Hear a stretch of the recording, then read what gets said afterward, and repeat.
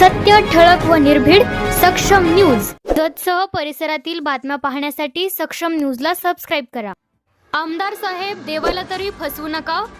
नाना शिंदे यांनी आमदार पडळकर यांना दिले थेट आव्हान। सध्या जत नगर परिषदेच्या सार्वत्रिक निवडणुकीची रणधुमाळी सुरू आहे।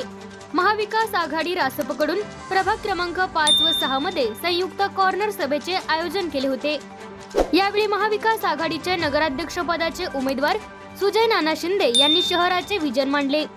तसेच गेल्या वर्षी आमदार गोपीचंद पडळकर यांनी शहरातील श्री यल्लम्मा मंदिर पालखी मार्ग रस्त्याची पाहणी केली आणि त्यावेळी शहरातील नागरिकांना शब्द दिला की पुढील यात्रेपर्यंत पालखी मार्गाचा रस्ता करू, पण पालखी मार्गाचा रस्ता काही झालाच नाही असा सवाल करत आमदारांनी शहरातील जनतेच्या भावनेशी खेळू नये असे मत महाविकास आघाडीचे नगराध्यक्ष पदाचे सुजय नाना शिंदे यांनी व्यक्त केले। ग्रामदेवत चिंगी बादशाह आहे। चिंगी बादशाहला सर्व जाती धर्माचे लोक जातो आपण। आज यल्लम्मा देवीच्या यात्रेला सर्व जाती धर्माचे लोक जातो आपण। अभिमानाने सांगावं लागतंय की आम्ही गुन्ह्या गोविंदानं चांगलं राहतोय। आमच्याकडे भलं खाय प्यायला कमी आहे, परंतु आमच्या डोक्यात हे भूत नाही आहे। तुम्ही अजूनही पेरू नका। अरे विकास कामावर बोला। 100% तुम्ही विजन मांडले, मांडा। आमचं विजन पण आम्ही मांडलेलं आहे, परंतु शाश्वत आहे, जे करू शकतो ते आहे। आमदारांनी बऱ्याच गोष्टी सांगितल्या होत्या। आता एक गोष्ट जाता जाता तुम्हाला आठवण करून देतो।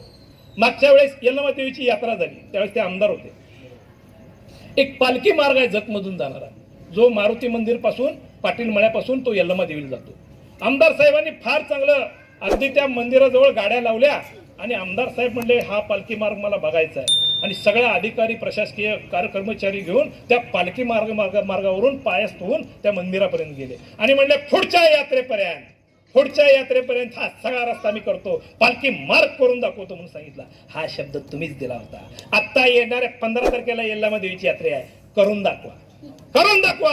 होणार नाही, फसवे आश्वासनं देऊ नका, देवाला तर फसवू नका। आमची श्रद्धा आहे, हो आमची श्रद्धा आहे। आमच्या श्रद्धेशी खेळू नका, आमच्या भावनेशी खेळू नका।